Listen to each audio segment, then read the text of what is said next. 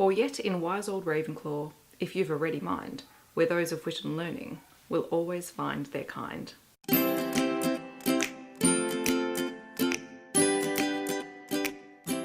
Hi guys, welcome back to my channel. I don't know if you can tell, but I'm clearly a proud Ravenclaw.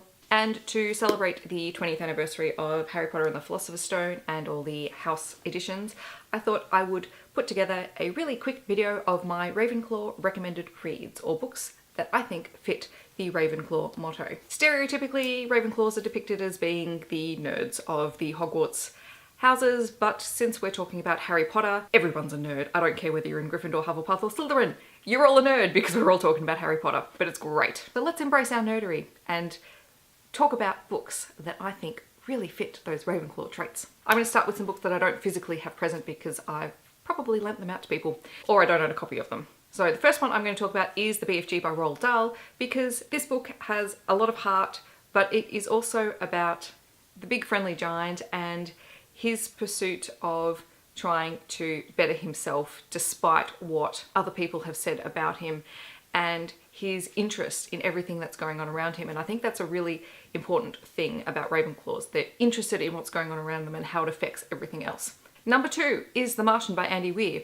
Now this might seem like a bit of a strange one. However, Mark Watney is learning how to survive in a Martian landscape. He is using his knowledge to keep himself alive, and if that is not the trait of a Ravenclaw book, I don't know what is. The next book is Finding Wonders by Janine Atkins, and this is a book told in prose about 3 women who were pioneers in their science fields, although they don't have very much recognition.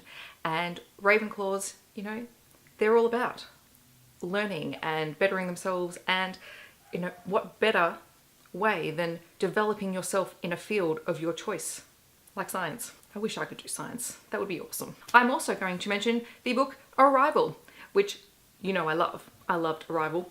And all of the short stories that are in it, they're all speculative science fiction about the what ifs. What if this is going to happen? What if this is going to happen?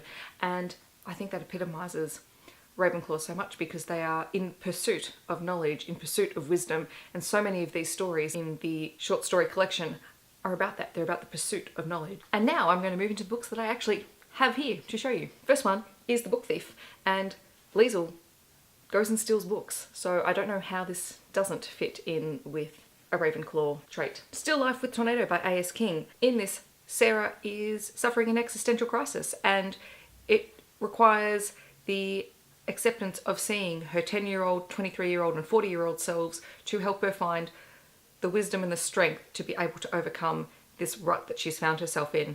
So there's a little bit of magical realism in here, which I think Ravenclaws will really appreciate. Then there's Embassy Town by China Mabel, which is about a culture that revolves purely around language and understanding this language and how that affects everything else that's going on around them. Queens of Geek, for those who love continuing to explore the things that they're passionate about, be it books, be it fandom, be it anything. Then there is The Night Circus by Erin Morgenstern, and I couldn't film this video without including this, because in this book the 2 main characters are in the pursuit of the magic that will help them win this competition that has been going on since before they were even involved.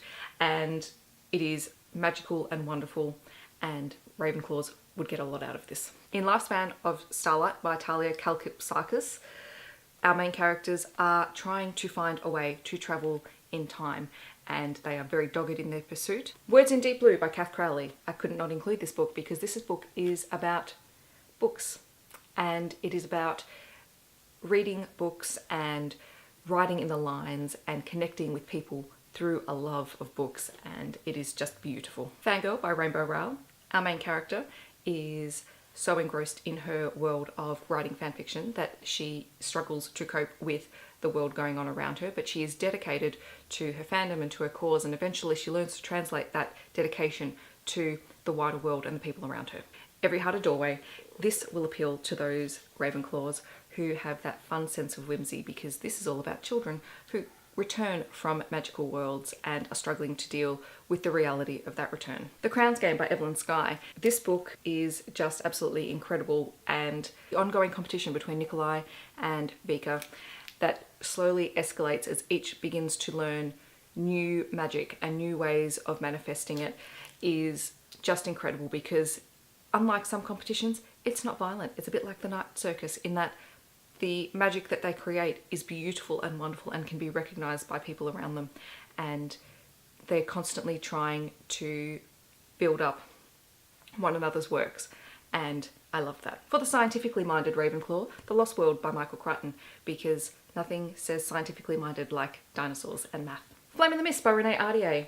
Our main character is trying to embed herself into the Black Clan to try and unravel who tried to kill her and her convoy, and her strength is not in that she is a fighter, but that she is a thinker, and she tries to think her way out of problems.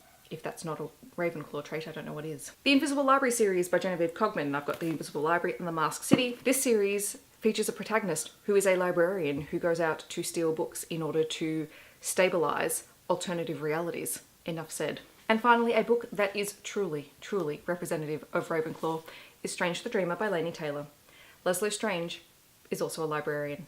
He loves books and he loves knowledge, and he's very, very wise for someone who has been looked down upon all his life, and I think it's just incredible. So that is it, my fun little video on my recommendations. There's a lot of books, and I went through them really briefly because I didn't want this to be hella long. But let me know in the comments if you agree with any of these. Do you disagree? Happy to have disagreements about it. What Hogwarts house are you in, and what book do you think accurately represents your house? I hope that you have a wonderful, wonderful day, no matter where you are in the world. Don't forget to like and subscribe for future videos, and I will catch you guys in my next video. Thank you so much for watching. Bye guys.